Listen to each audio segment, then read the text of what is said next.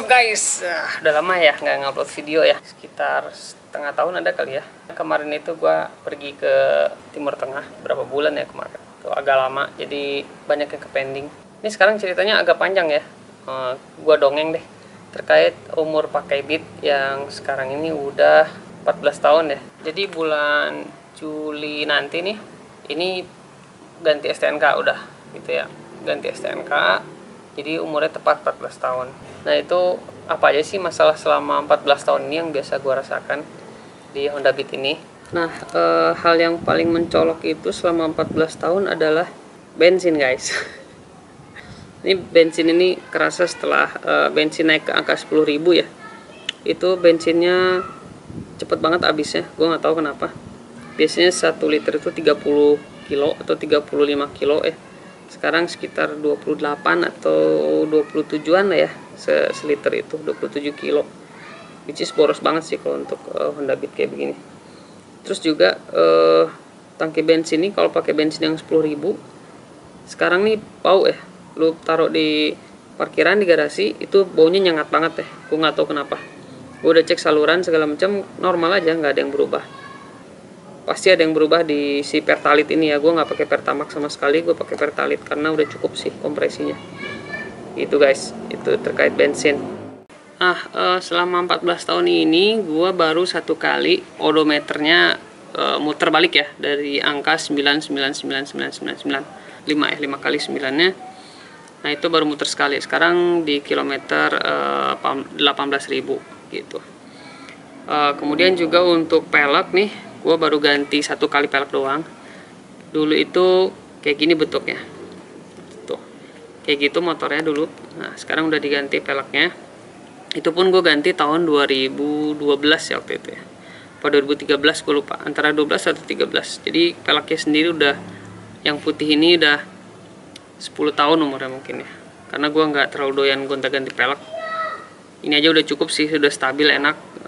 Top speed 105 dapat lah gitu ya. Terus yang gue ganti ini si shock breaker belakang tuh udah 2 kali ganti ya. Yang ori, terus gue ganti sekali lagi sama yang ori lagi. Terus yang kedua sama yang ini si Kayaba. Sampai sekarang masih pakai Kayaba, belum bocor, masih enak dan gak ada cacat ya. So far so good lah gitu. Untuk body udah ganti satu kali, bodinya body orisinil semua. Gue ganti itu sekitar 1,6 juta waktu itu ya, termasuk cover body yang item-itemnya gitu.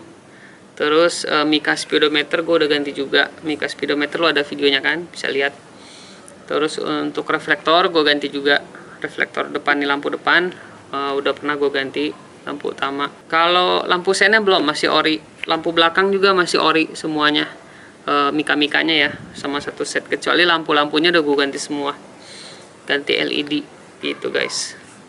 Terus untuk joknya masih orisinil sebenarnya, tapi gue tambahin naik dikit ya, biar racing look lah. Bukan racing look, apa namanya, gue seneng aja sih posisinya tuh, si punggung belakang ada yang nahan gitu, jadi nggak terlalu pegel kalau jarak jauh. Terus untuk cakram depan nih gue belum gue ganti, masih ori ya, belum pernah ganti sama sekali ya selama 14 tahun ini. Kabel rem gue udah ganti, depan belakang udah ganti. Gearbox belum ganti sama sekali, gearbox masih ori, belum rusak sampai sekarang. Terus untuk tangki bensin dan segala macam masih ori, kecuali tutup bensin ya. Tutup bensin kayak gini nih bentuknya. Nah kayak gitu guys, bentuk tutup bensinnya gue ganti sama yang variasi. Ya biar lucu aja sih, nggak ada maksud yang lain, biar keren aja. Itu kan nuansanya gue kan pernak-perniknya biru dikit lah. Konsumsi bensin kurang lebih sama sih kalau gue rasa ya. Ini aja 1 liter 33 udah oke nih, udah lumayan ya, tergantung kita gimana ngegasnya aja. Untuk tangki, nah ini tangki ini nggak pernah gue ganti. Dari penampakan dari luar sih rapi ya, mengkilat kayak gini nih, tuh rapi ya kan. Cuman dalamnya nih udah mulai karatan, banyak banget karatnya, udah banyak berkarat. Itu pengaruhnya ke mesin nggak tahu gue, apakah gampang kotor karbunya apa gimana, karatnya ikut korosi ke bawah sama bensin, gue nggak hafal. Tapi yang jelas sejauh ini sih belum mengganggu ya, jadi gue diemin aja dulu tangki bensinnya apa adanya gitu. Cara bersihnya gue nggak tahu, apakah ada cairannya gue nggak tahu, gue nggak mau nyoba juga, biarin aja begitu deh. nggak ganggu soalnya. Bodi sendiri itu yang paling gampang patah, klip-klip yang ada di batok ya. Kalau yang selainnya sih gue rasa selama bongkar pasangnya bener itu nggak bakal masalah gitu. Oke. Terus juga terkait keberisikan bodi, punya gue nggak berisik banget, cuman kemarin itu sebelum gue ganti casing plat nomor ya, itu annoying banget bunyinya, berisik banget. Tapi setelah gue ganti sama yang frameless yang pakai velcro, itu jauh banget suaranya, jadi lebih enak, gak berisik sama sekali. Oke. Sisa berisik motor gue itu cuman satu aja, ada satu bagian di mesin itu ada cover mesin namanya, yang bukan cover yang ini ya, yang di bawah nih bagian sini itu ada atas sama bawah, itu ada yang belah satu. Nah itu berisik banget kalau motor gue lagi idle atau lagi gas kencang. Nanti kita buat videonya gimana cara gantinya. Untuk ketahanan mesin sendiri mantep ya, luar biasa ya. Gue touring ke Dadap Sukabumi ya, jauh banget lah itu Dadap, gila treknya parah. Gue bonceng berdua, yang gue bonceng itu bos gue waktu itu, belakang beratnya hampir 90 kilo apa 85 ya waktu itu ya, dia gede banget. Gue sendiri cuman 46-47 kilo, itu masih pakai pelek standar. Gue ke gunung waktu itu, jalannya juga udah nggak ada jalan semen, jalannya pokoknya jalan setapak lah. Motor lewat sih, cuman orang-orang kampung sana pada bingung. Gue bawa Matic lah istilahnya ke sana ya, rata-rata kan ke situ punya motornya motor laki lah, motor trail, Mega Pro kayak gitu-gitu ya. Gue pakai itu bonceng berdua, itu kuat banget bolak-balik. Ngantem lobang banyak banget waktu ke Sukabumi karena gue nggak hafal jalan. Untuk cover CVT sih cuman gue remove paintnya aja ya, terus gue gosok deh, jadi bagus. Ini ternyata bagus sih, kalau gue rasa nggak jelek-jelek amat. Cuman ini gue ganti, enggak, ini gue chrome, si engkolnya engkol ori gue chrome, sama standar juga standar ori gue chrome. Nah ada satu hal yang menarik waktu gue touring ke Temanggung ya, Temanggung. Waktu itu gue bertiga, gue sama Ninja ER6 ya, terus satu lagi Aerox. Itu Aerox saya baru beli kalau nggak salah, si Om Eri waktu itu sama anaknya Om Eri. Bokapnya sih bawa SIM waktu itu, SIM GTS 2,5 ya, apa sih GT 2,5, gue nggak hafal deh. Kita ke Temanggung touring bareng karena si ER6 ini punya Om Budi, itu mesinnya kalau rombongan kan pelan ya, rombongan tim bebek nih nggak seru. Akhirnya bareng gue bertiga, gue ngebut pola habis, jadi si ER6 nya bisa napas sampai gigi 3 deh. Walaupun sering ninggalin gue jauh banget, tapi dia seenggaknya bisa lari daripada touring bareng beriringan banyakan ya. Akhirnya gue bukan balap sih, cabut bertiga.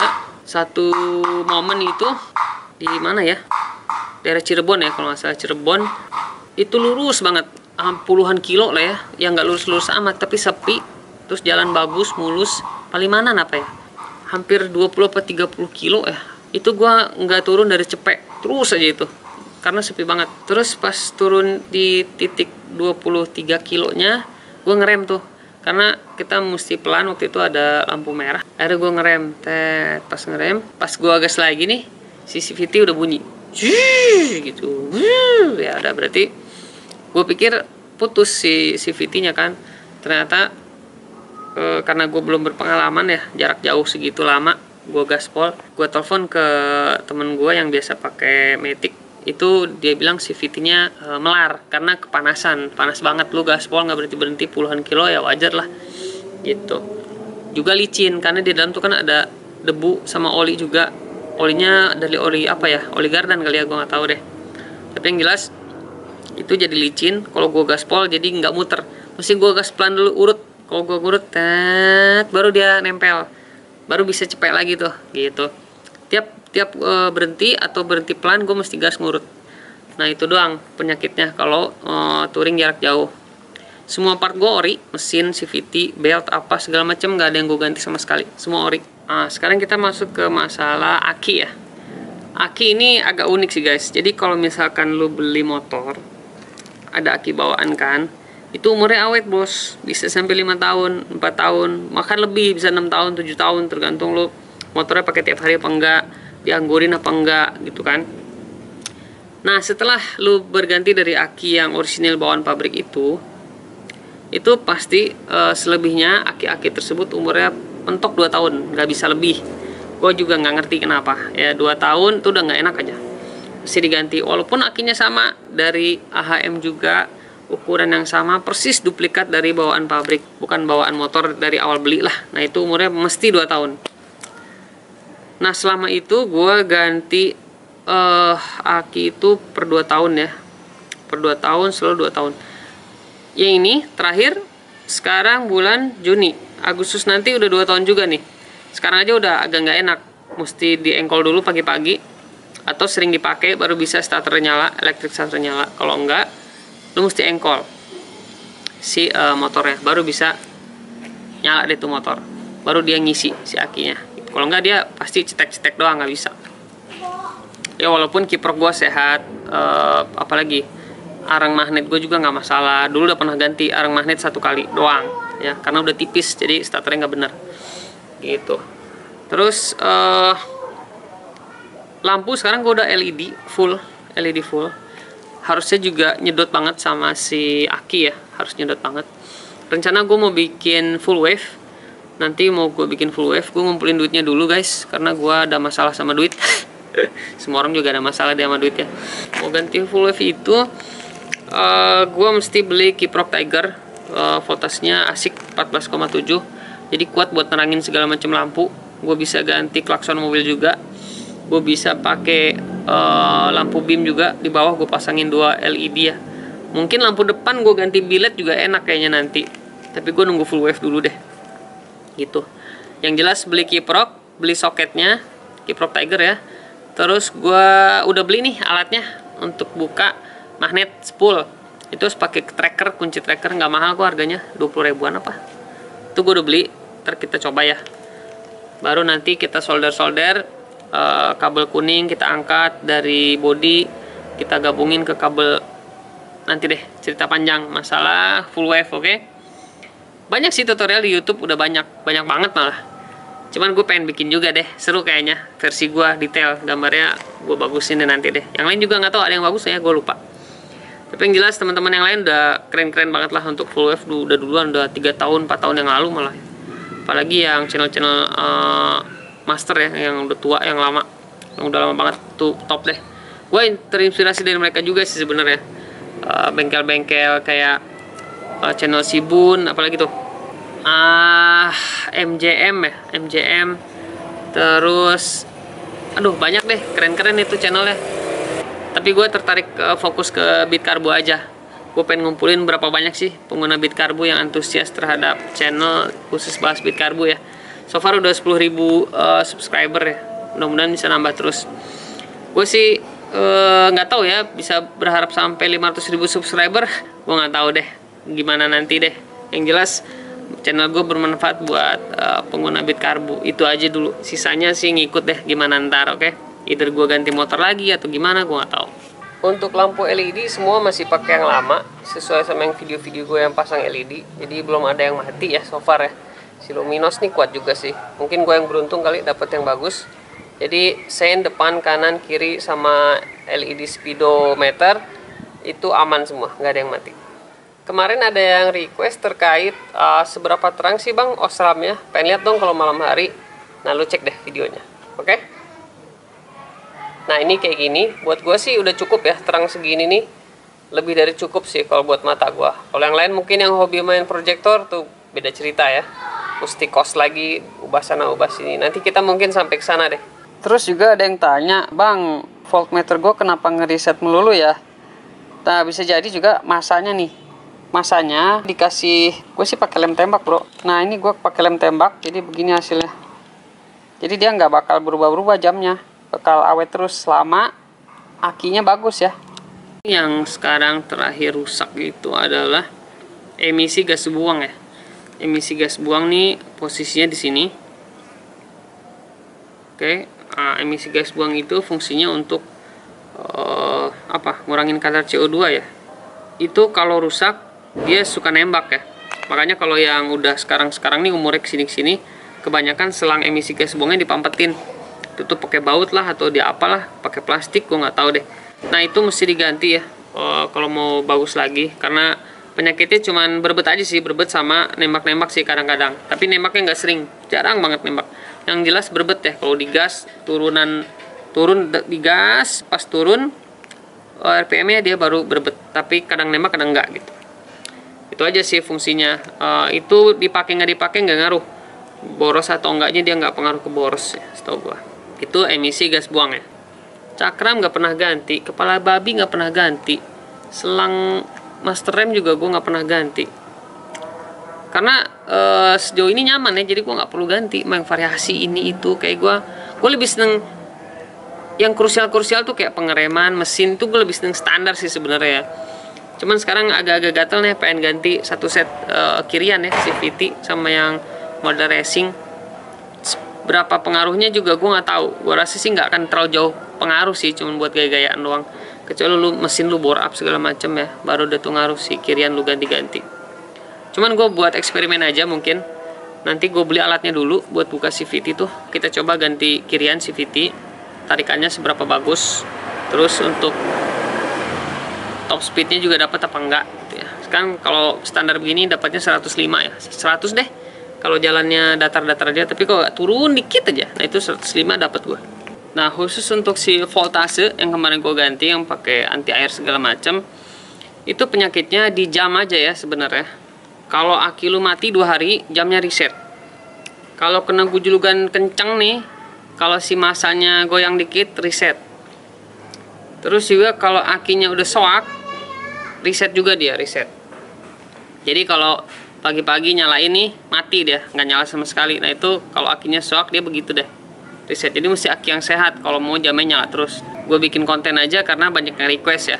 Secara fungsi nggak guna sama sekali buat gue, karena gunaan harian nggak kepake. Voltase pun selama 14 tahun ke belakang ini juga gue nggak perlu amat tuh pakai voltmeter kayak gitu ya. Jadi nanti mungkin satu saat kalau kiprok lo rusak, nah itu voltmeter tuh naik turun tuh, kalau di gas tembus jadi 15, nah itu udah rusak. Atau dia turun di 8, 7 awal-awal starter, di gas nggak normal-normal malah overcharge dia, nah itu kelihatan dari voltmeter, itu baru gunanya si voltmeter. Gitu guys, jadi voltmeter belilah yang voltmeter aja, nggak usah yang ada jamnya, nggak usah yang ada suhunya, nggak ada gunanya sama sekali. Gitu guys. Nggak tahu tuh ada voltmeter yang pakai USB, mungkin buat yang teman-teman ojol, Grab, Gojek itu kepake ada USB-nya buat ngecas, itu udah pasti kepake. Gitu guys. Untuk ban selama ini gue ganti awalnya Dunlop kan, habis Dunlop gue ganti FDR, terus FDR XR, FDR Genzi, terus Genzi lagi, terus XR lagi, gonta ganti itu aja. Terakhir gue pakai Maxxis nih, baru nih terakhir ini doang nih Maxxis. Terakhir pakai Maxxis, which is enak banget, walaupun profilnya gede ya. Gue beli yang profil gede, agak berat, lebih berat dari XR ya bannya ya. Itu enak banget buat rebahan, gue bawa ke Jawa, touring segala macam, ini pakai si Maxxis. Mungkin setelah Maxxis gue mau coba Michelin ya. Enak kayak gimana ya Michelin, gue nggak tahu licin apa bagaimana. Itu nanti kita review lagi untuk yang itu, oke? Jadi so far mantep ya si Beat ini. Gue nggak ada niatan ganti sama sekali. Jadi demikian sekelumit 14 tahun umur Honda Beat gue. Part-part yang udah diganti, masalah-masalah yang gue temuin. Mudah-mudahan bermanfaat buat lo semua. Stay tune di channel gue, oke? Simak terus supaya update terkait masalah Beat Karbu. Thank you guys.